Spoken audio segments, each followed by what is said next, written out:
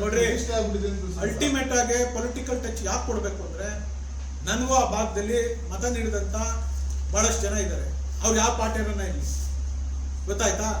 ನಾವು as A common man, ನಾನು ಅಲ್ಲಿ ಹುಟ್ಟಿರೋನು, ಅಲ್ಲಿ ಬೆಳೆದಿರೋನು, ಅಲ್ಲಿ ಶಾಲೆ ಕಲ್ತಿರೋನು, ನನ್ನ ರೈತರು ಇವತ್ತು ಪ್ರಾಣ ಹೋಗ್ತಾ ಇದೆ, ಅನ್ಯಾಯಕ್ಕೆ ಒಳಗಾಗ್ತಾರೆ ಅಂದ್ರೆ ನಾನು ಧ್ವನಿ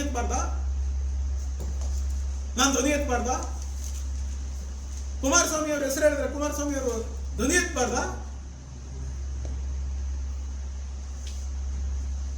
ನಿಖಿಲ್ ಕುಮಾರಸ್ವಾಮಿ ಮಾತಾಡ್ಬಿಟ್ಟವ್ರೆ ಅಂದ್ರೆ ಸತ್ಯ ಮಾತಾಡ್ತಾವ್ರಿ. ಇವತ್ತು ರೆಡಿ ಇದೀವಿ, ನಾವು ಬರೋವರ ಹೋಗ್ತಾ ಇದೀವಿ, ನೀವೆಲ್ಲ ಬರಬೇಕು.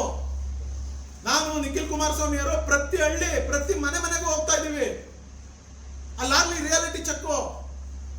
ಯಾವ ರೈತರು ಜಮೀನು ಕೊಡ್ತಾವ್ರ, ಯಾವ ರೈತರು ಜಮೀನು ವಿರೋಧ ಮಾಡ್ತಾವ್ರ, ಈ ಯೋಜನೆಗೆ ಪರ ಮಾಡ್ತಾವ್ರ, ನಮಗೂ ಗೊತ್ತಾಗ್ಲಿ, ನಿಮಗೂ ಗೊತ್ತಾಗ್ಲಿ, ಸರ್ಕಾರಕ್ಕೂ ಗೊತ್ತಾಗ್ಲಿ.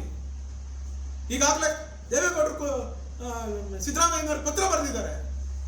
ಪತ್ರಕ್ಕೆ ಉತ್ತರ ಕೊಟ್ಟಿಲ್ಲ, ಸರ್ಕಾರ ಇದನ್ನ ಕೈ ಚೆಲ್ತಾರೆ ಅಂದ್ರೆ ದೇವೇಗೌಡರನ್ನ ಕರ್ಕೊಂಡೋಗಿ ಮುಖ್ಯಮಂತ್ರಿಗಳ ಮನೆ ಮುಂದೆ ಧರಣಿ ಕೂಡಿಸ್ತೀವಿ. ಈ ರೈತರ ಬದುಕಿನಲ್ಲಿ ಚೆಲ್ಲಾಟ ಆಡ್ತಾ ಇದ್ದೀವಿ. ನಾವ್ ಹೇಳಿದ್ರೆ ಕಾಸು ಮಾಡ್ತಾ ಇರೋರು, ಹಗಲು ದರೋಡೆ ಮಾಡ್ತಾ ಇರೋರು ನೀವು. ಹೇಳ್ತಾರೆ ಇಲ್ಲಿ ಹಾಸನಿಂದ ಬಂದು ಇವ್ರು ಆಸ್ತಿ ಮಾಡಿಲ್ವಾ ಅಂತ. ಇದೆಲ್ಲ ಪೇಪರ್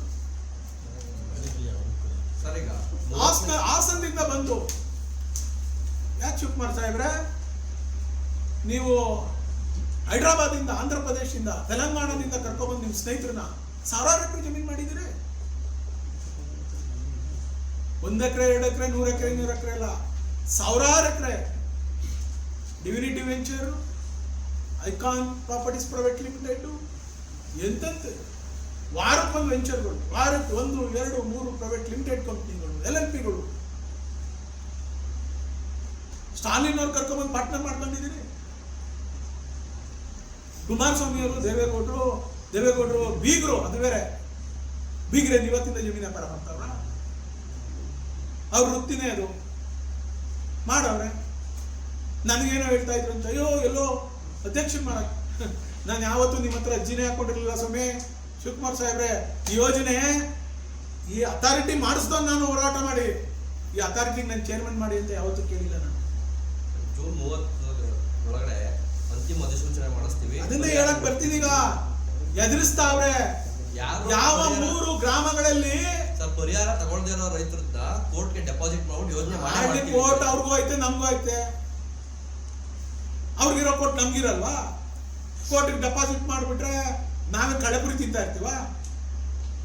ಇವ್ರು ಕೋರ್ಟ್ ಕೊಟ್ಟೋಗ್ತಾರೆ, ಇವ್ರಿಗೆ ಎವಿಡೆನ್ಸ್ಗೆ ಹೋಗ್ಬಿಡ್ತದೆ ಅಂತೇಳಿ ಇವೆಲ್ಲ ತಂತ್ರಗಾರಿಕೆ. 3 ಊರ್ದು ಫಸ್ಟ್ ಮಾಡೋದು. ಏನಕ್ಕೆ ಮಾಡ್ತಾರೆ? 3 ಊರ್ದು ಕಡಿಮೆ ಎಕ್ಸ್ಟೆಂಟು, ಅಲ್ಲಿ ರೈತರುಗಳು ಬಹುಪಾಲು ನಮ್ಮ ಪರವಾಗಿದ್ದಾರೆ, ಅದಕ್ಕೆ ಅವ್ರು ಎದ್ಬಿಟ್ರೆ ಇವರೆಲ್ಲ ಒಪ್ಕೊಂಡ್ಬಿಟ್ಟವ್ರೆ ಅಂತೇಳಿ ನಾವು ಮುಂದೆ ಕೋರ್ಟ್ ಮಾಡ್ಬೋದು ಅಂತ. ಅದಕ್ಕೂ ನೀವೇ ಸಾಕ್ಷಿ ಆಗ್ತಿರೋ. ಅದಕ್ಕೆ ಯಾವ್ದನ್ನ ಯೋಜನೆಗೆ ಮಾಡಿದ್ರೆ ಓವರ್ ಆಲ್ ಮಾಡ್ಬೇಕಲ್ವಾ? ಮುಂದಿನ ಹೋರಾಟದ ನೀವು ಪ್ರಿಲಿಮಿನರಿ ನೋಟಿಫಿಕೇಶನ್ ಯಾಕೆ ಎಲ್ಲ ಒಂದೇ ಸರಿ ಮಾಡಿದ್ರಿ? 9 ಹಳ್ಳಿನೂ ಯಾಕೆ ಮಾಡಿದ್ರಿ? ಈಗಾಕೆ ಮತ್ತೆ ನೀವು ಫೈನಲ್ ನೋಟಿಫಿಕೇಶನ್ 3 ಹಳ್ಳಿ ಮಾಡ್ತಾ ಇದ್ದೀರಿ? ನೋಡಿ ಸರ್, ನಮ್ಮ ರೈತರು ಇವತ್ತು ವಿಷ ಕುಡಿಯಕ್ಕೆ ರೆಡಿ ಇದ್ದಾರೆ. ಆ ಮಟ್ಟಕ್ಕೆ ಡಿಪ್ರೆಸ್ ಆಗ್ಬಿಟ್ಟವ್ರೆ. ಪೊಲೀಸ್ನವ್ರ ಕೈಲಿ ಎದುರಿಸೋದು, GBD ಅವ್ರ ಕೈಲಿ ಎದುರಿಸೋದು, ಹಿಂಗೆ ಹಂಗಾಗೋಯ್ತು ಹಿಂಗಾಗೋಯ್ತು ಅಂತ ಅವ್ರಲ್ಲಿ ಬದುಕು ಕಟ್ಕೊಂಡಿದ್ದಾರೆ. ಎಲ್ಲಿ ಹೋಗಿ ಸಾಯ್ತಾರೆ? ಆ ರೈತರನ್ನ ಯಾವ ಕೆರೆಗೆ ಹಾಕಿ ನೀವು ದೂಬ್ತೀರಾ?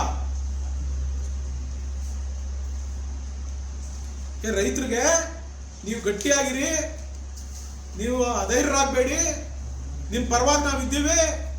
ಇವ್ರದ್ದು ಇನ್ನೂ ಎಷ್ಟು 4 ಸರ್ಕಾರ ಬಂದ್ರು, ಅದೇನೋ ಮುಂದೆನೋ 6ನೇ ಸರ್ಕಾರ ಬರ್ತದಂತೆ. ಪಾಪ ಅದನ್ನು ಎದುರಿಸ್ಬಿಟ್ಟವ್ರೆ. 28ಕ್ಕೂ ನಾವೇ ಬಂದ್ಬಿಡ್ತೀವಿ. ಕುಮಾರಸ್ವಾಮಿ ಎಲ್ಲಿಂದ ಬರಕ್ ಸಾಧ್ಯ? ಕುಮಾರಸ್ವಾಮಿ ಅದೆಲ್ಲೋ 17 ಮಡಿಕೊಂಡು ಅರಿತೀನಿ ಅಂತಾರೆ.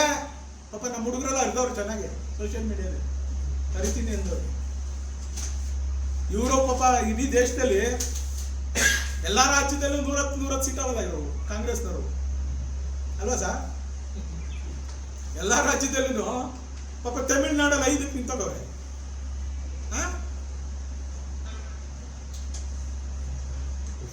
ಚಾರ್ಟರ್ ವಾಪಸ್ ತಗೊಳ್ಳಲ್ಲ ಅಂತ ಹೇಳೋದು. ರೈತರು ನಮ್ಮ ಚಾರ್ಟರ್ ಹಾಕೋರು ವಾಪಸ್ ತಗೊಳ್ಳಲ್ಲ ಅಂತ ಹೇಳಿದ್ರು. ಶರ್ಟರ್ ಇತ್ತಾರೋ ಗುತ್ತಿಗ್ತಾರೋ ಆರತಿ ಮಾಡ್ತಾರೋ ಇಲ್ಲಿ ಬರ್ಬೇಕಲ್ಲ ಅಣ್ಣ. ಇಲ್ಲಿ ಬಂದ್ರೆ ಗೊತ್ತಾಯ್ತದೆ. ಸರಿಗ ನಟರಾಜಣ್ಣನ್ ಕರ್ಕೊಂಡು ಬಂದ್ರೆ ಗೊತ್ತಾಯ್ತದೆ. ಸರಿಗ ನಿಮ್ಮ ಇದರಲ್ಲಿ ನೀವು JDS